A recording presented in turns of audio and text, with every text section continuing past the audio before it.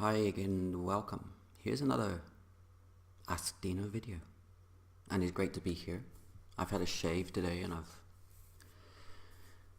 cut my hair for some reason. It's been a long time, 2 weeks I think. Anyway, our truth. I'm not afraid to say that the truth is a wonderful thing.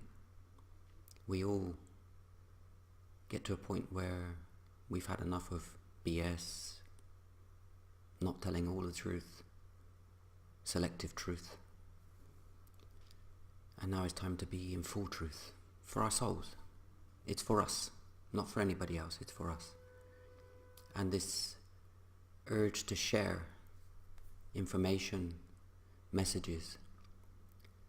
And over the last 3 or 4 days since my last message that I made, I've had some very, very bizarre situations, and I have no idea, and I have no wish to know why I'm receiving information or sharing information with complete strangers on a physical level. But on a soul level, I know that these messages are important, and I know that many twins and advanced souls are now positioning themselves strategically around the world to be in the right place. Their souls are calling them to be somewhere else. There's something that they must do. There's something that they can do. And if you're traveling, I wish you good travels. If you're in a new place, welcome to your new home. If the place resonates, I shall ask you to take a look at something in the history of the place you're in. See if something that changed the course of time happened. Look at anything and everything. Don't leave any stone unturned. There's going to be something that happened in the place where you're at, that you may be the key, that you may have a purpose bigger than what you think, bigger than what you feel, or you may feel it and you have no idea. Research the history. I know yesterday I was chatting in Facebook Messenger with a dear soul sister, and I just kept receiving images and words and messages, and they weren't for me, they were for her. And I have no other connection with this person other than through chat and through connecting through social media. But I know in my heart that these messages are important to help unravel a mystery or something that changed the course of time, or some truth that needs to be exposed, that will completely change the whole perspective of what is today. I often wondered and questioned, why am I here in this particular town in Croatia? Why have I kept returning here, apart from my family and my children? I was fortunate to come here for the first time in 1998, when this town was nothing but a shell full of destruction from the atrocities that occurred here in 1991. Because yes, there was a war here in Vukovar. The whole nation of Croatia remembers what happened here. I have people that I call my family. My ex-wife's family are all here. They all went through the destruction of this city. This city was once a key place, a key port in former Yugoslavia. It's right on the River Danube. It delivers a message. And then, for somebody's ego, it was destroyed. I don't ask the questions why, or the political motives, or whatever other motives are behind it. I know people that suffered, literally suffered. What happened to them is something that I would never wish on my worst enemy. Not that I have any enemies. But these are human beings whose lives were changed by tragedy. The course of history was changed. And I can look back in the last 2 years since I've been living here with my eldest daughter Jessie, and this was the major reason for me returning here, so that she could continue her education. And now my youngest daughter Amy is here. But what I can see happening in this town is there's a new energy. Yes, there are some changes in politics. There are new young politicians in power. The mayor, for example, is a young man who is actually changing this town for the better. Something that should have been done 15, 20 years ago. But it's changing, and that's positive. And the energy is different. So when I look at why am I here, I know there are very few English-speaking foreigners that live here. There may be just 2 of us. One of them is a doctor who helps people overcome post-traumatic stress syndrome, post-conflict syndrome, and he's trying to change the way that trauma is transferred to the younger generations, because he recognizes that the younger generations are suffering far more than those that suffered previously. And what leads to the question, why am I here? I resonate with the youth here. I recognize beautiful souls that have a purpose, that want to stay here and change. They want to change what's going on in the city that they love, in the city where they call home.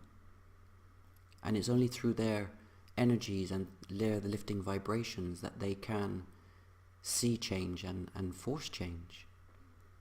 And my daughter Jessie mixes with all the nationalities here, and one of the serious issues here is racism. You're a Serb, I'm a Croat, therefore I must dislike you, therefore I have an opinion of you, therefore I can't socialize with you because of what's happened. What I say to my children is, what's happened is happened.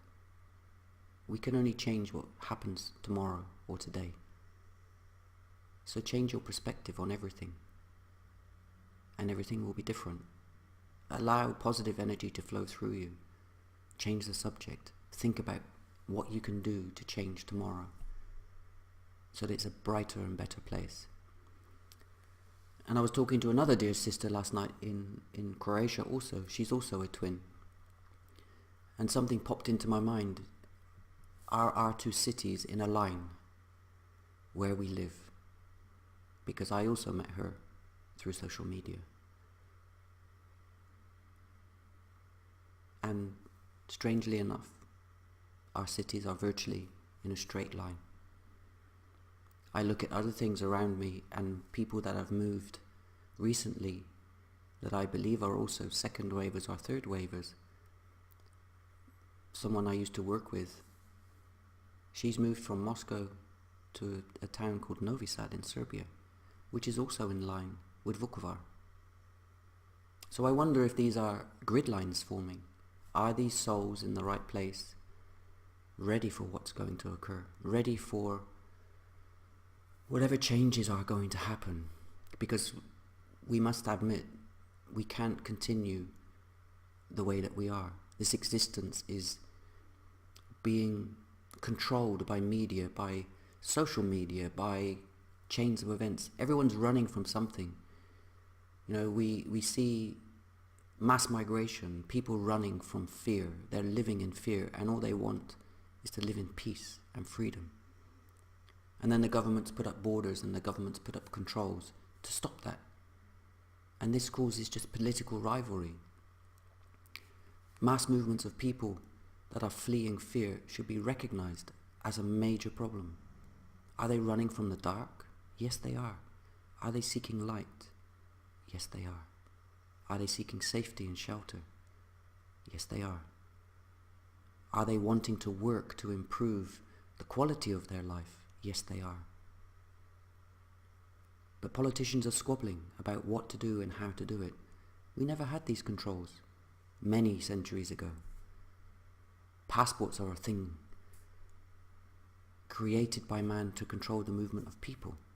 What did we have before in the 1800s? Nothing. We had a piece of paper that just confirmed our name. if that. Before, my name is my name, and I used to shake your hand, and this is who you are. You're that man, and I believe you, and I trust you. Now we have identity documents. You need to confirm your identity. Why? I am me. Is this control of people? In a way, yes. Why is this control in place? Because of fear. If we walk in love and our pure, loving energy, there is no fear. There can be no fear. So who's creating fear? We are. Our leaders, our politicians, our religious leaders, our churches, our mosques, our places of worship. These are all creating, in some cases, fear. If you don't do this, this will happen. That's fear. Lift the veils of illusion of what's going on in your life around you. Look at what's happened in history in the place that you're at. And think outside the box. Don't think that you cannot make a difference, because you can make a difference. When you're transmitting and emitting love and positivity, you attract that in. You will find others in the area that also have a common purpose and a common goal. They may not know what it is, but they have a reason for being there. Twins especially are being called upon to go into service, to step up into their missions, and you may not have any idea what your mission is. My mission's evolving. I'm using my method of communication to communicate a message. What does that make me? A messenger. I'm just a messenger. I'm a conduit. Whether that conduit is from spirit, from the universe, from God, from the heavens, I have no idea. I can't explain it, and I don't want an explanation. I'm happy to share this information. There's no difference between my message to those of Angelina Jolie yesterday, from Brad Pitt, from Jim Carrey, from Oprah Winfrey, from all of these big names. There's no difference between my message and their message. They gain exposure because of who they are. We need to gain that exposure because of who we are. Our voice needs to be heard. Our actions speak louder than our words. And we are the ones that will go into action. We are the ones that will stand up and be counted, because we really want change. We really wish to live in love, peace and harmony. And now we have these wonderful resources at our fingertips where we can communicate that message. But how many are sharing that message? You may be sharing that with a very small group of individuals, hiding behind a closed group or a restricted group. What is the shame in love? There is no shame in love. You need to be proud that you are love. You need to be proud that you are worthy, because each and every one of you is worthy. Each and every one of you is love. So don't be afraid. Don't be afraid to show it. And it's not love in a materialistic way. It's loving everything unconditionally, without expectation, without expecting anything back. How other people interpret that is entirely up to them. But eventually they will see that you are love. When they see their own truth, that you don't want anything in return, this is a positive step forward. Twins, whether you're in physical union or not, it doesn't matter. It's irrelevant. My beloved is 3,000 miles away, living her life.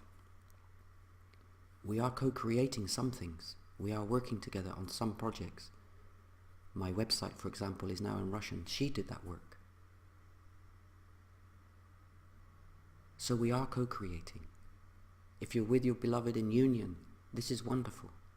Now magnify that love. Step into your missions and continue to share the voice of love. One love, maybe. This is not about religion. This is not about anything more than being a wonderful human being that you are. Feel the love inside, ignite that fire, ignite that passion, and share it freely.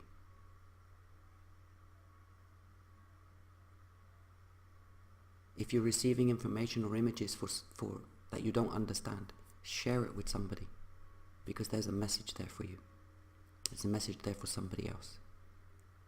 It's as simple as that. We're all conduits. We're all messengers. When we switch off the ego mind, we are open to receiving. When we open our heart, we are open to receiving and giving. Release all of these fears, worries, stresses, anxieties, because these are all man-made. Allow spirit to flow through you, and allow that love to flow through you, and share it like the shining light that you are. Believe in yourself and believe in everything that you do, and it will change. Everything will change. So there you are. There's my message. Thank you for watching. Thank you for listening. If anybody does need help or guidance or anything, please let me know. If I'm able to help you, I will offer my help. Thank you. Namaste.